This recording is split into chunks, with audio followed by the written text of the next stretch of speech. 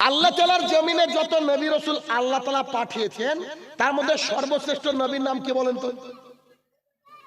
মুহাম্মদ সাল্লাল্লাহু আলাইহি সাল্লাম। তিনি কে জানেন?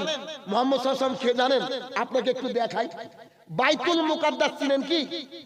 ওই যে মসজিদ নিয়ে ঝামেলা চলছে, মুসলমানরা যেখানে একত্রিত হবে একদিন, মুসলমানরা আবার বিজয় লাভ করবে। রাসূলুল্লাহ সাল্লাল্লাহু আলাইহি সাল্লামের স্ত্রী ইন্তেকাল করেছেন, চাচা আল্লাহর কাছে চলে গিয়েছেন, মনের অবস্থা খুব খারাপ। আল্লাহ তাআলা তাকে বলছেন, আচ্ছা ঠিক আছে, তোমার মনের অবস্থা খারাপ, তোমাকে আমি ডাকছি, তুমি আমার কাছে আসো, মানে মেরাজে আসো। মেরাজ, এই আগের মাসে মেরাজ হয়েছিল রাসূল সাল্লাল্লাহু আলাইহি ওয়াসাল্লামের। তো রাসূল সাল্লাল্লাহু আলাইহি ওয়াসাল্লামকে ডেকেছে। তো তিনি মক্কায় ছিলেন, সেখান থেকে চলে গিয়েছেন বাইতুল মুকাদ্দাসে।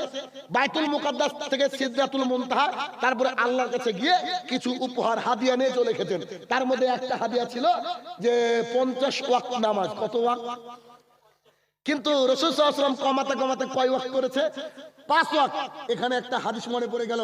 আনাস রাদিয়াল্লাহু তাআলা আনহু বলেন, রাসূলুল্লাহ সাল্লাল্লাহু আলাইহি ওয়াসাল্লাম বলেছেন, আল্লাহ সুবহানাহু ওয়া তাআলা বলেন, ও আমার বান্দারা, তোমরা যদি প্রতিদিন দৈনিক 5 ওয়াক্ত সালাত আদায় করো, আমি আল্লাহর কথা নড়চড় হয় না, আমি আল্লাহ তোমাকে প্রতিদিন 50 ওয়াক্তের নেকি দিব। কে আছে আমাদের চেয়ে কোটিপতি বেটা? আমরা দৈনিক 5 ওয়াক্ত সালাত আদায় করি, যতই কষ্ট হোক না কেন 5 ওয়াক্ত সালাত আদায় করি। 5 ওয়াক্ত সালাত মানে প্রতিদিন কত ওয়াক্তের নেকি বলেন তো?